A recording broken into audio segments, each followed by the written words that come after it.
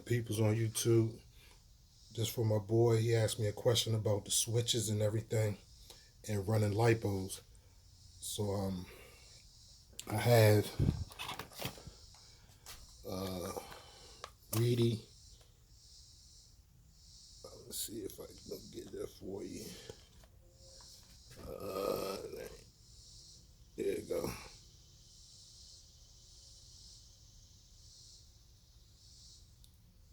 All right, focus. Suck at the camera stuff, man. The productions. Just work with me. So that's the lipo that I'm running in here. Um, Inside the buggy, it's this lipo. So my lipo is right here. My receiver is up front. This is the jumper switch I was talking about. So this jumper switch has two leads, one that goes to the receiver and then one that connects to the battery. So I had the battery one hanging out right here. The battery lead is right here. I already have my radio on. So the radio's on. So, it's a little bit more cumbersome than just having a regular switch or push button switch. But, it works with it. And I like this setup, it just works for me.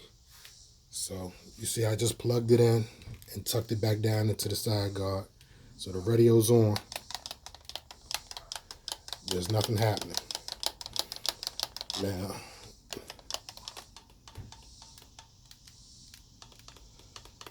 what I can say is, doing it this way, if I leave it plugged up, there is a chance that basically there's a small drainage from the lipo and everything.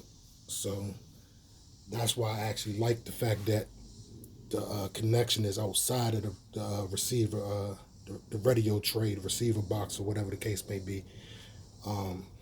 So regardless of if I unplug the switch or leave it plugged in, I know long as I unplug this right here, I'm good to go. I don't have to worry about draining my battery.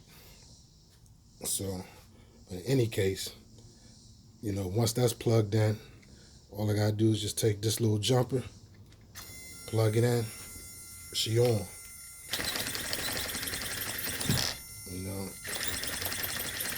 And these the Savox SV 1270s, I believe. Yeah, 1270 TG.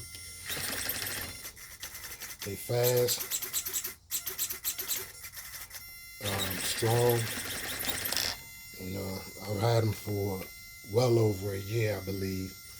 And they work your head whining and stuff. That's the one thing I don't really like about the Savox servos and stuff. It's like when you go one way and then go another way for it to hold its position and stuff, it give you that little whine. And I think that's the issue with Savoxes as far as, people burning them out and stuff like that. It's just that they try to find center so much, that if it's off a little bit, which, once I hit the brake, you hear it die down and stuff.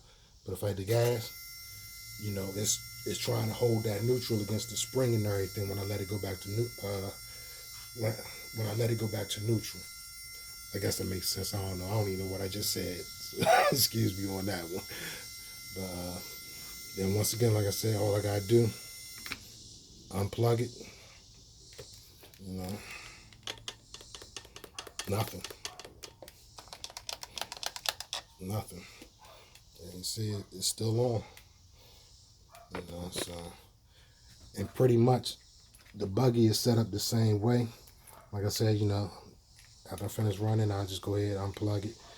If I'm at the track or if I'm in a situation, bashing or whatever where, I just need to stop for a little bit or whatever the case may be, I can still leave, the switch plugged to the battery and just take the jumper out, which would be the same thing as, if I had a push button and just pushing a button, This is a little bit more in depth and everything, a little bit more pieces, I guess you would say.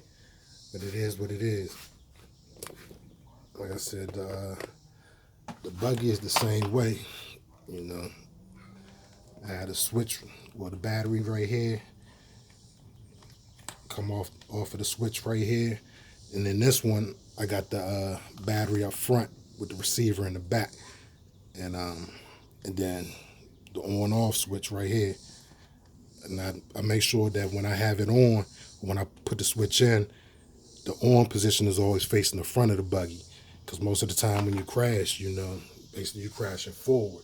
You know, you're going to crash into something. So to prevent the switch, you know, since that's an on-off type of mechanical switch, to prevent it turning off on me, I make sure I have it, you know, screwed in with the on position forward, you know.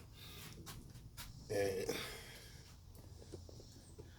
like I said, with the on-road, this one right here, you know, the receiver's right there. So basically the battery sits up behind this gas tank and in a little, behind the gas tank and in a little spot basically underneath this handle.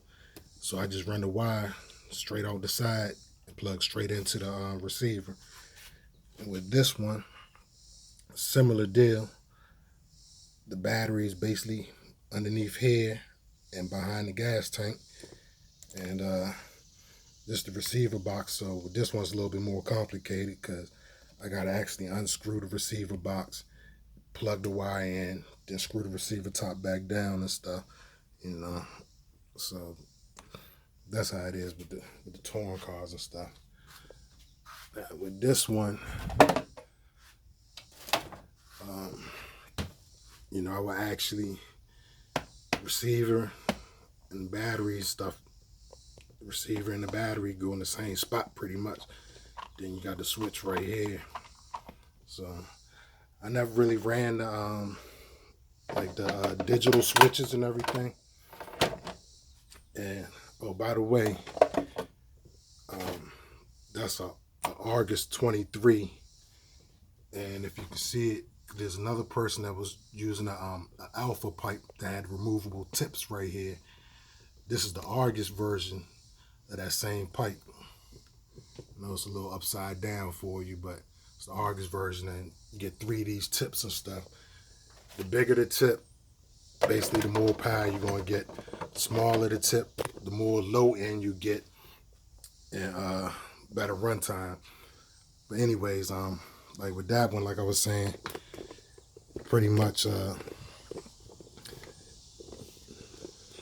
me get this right. I'm messing all up.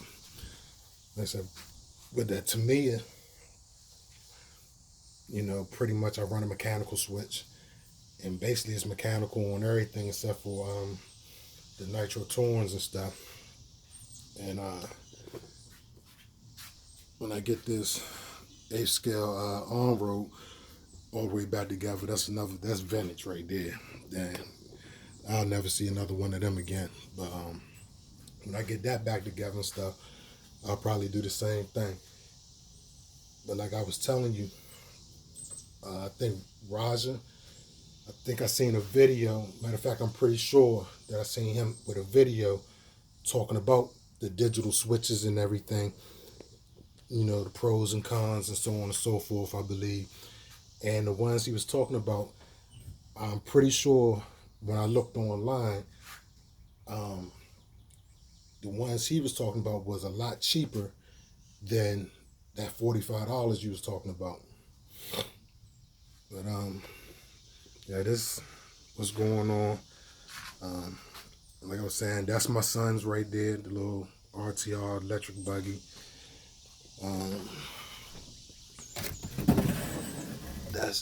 That's his Neo Inferno that he rather play Xbox instead of play with that. You know. Here's another 801 XT. You know, just sub assemblies and everything. On that one, I'm basically going to use Kyosho arms and Kyosho axles and stuff. But hope that helps you out, man. I know it's a little bit long and everything, but I hope it helps.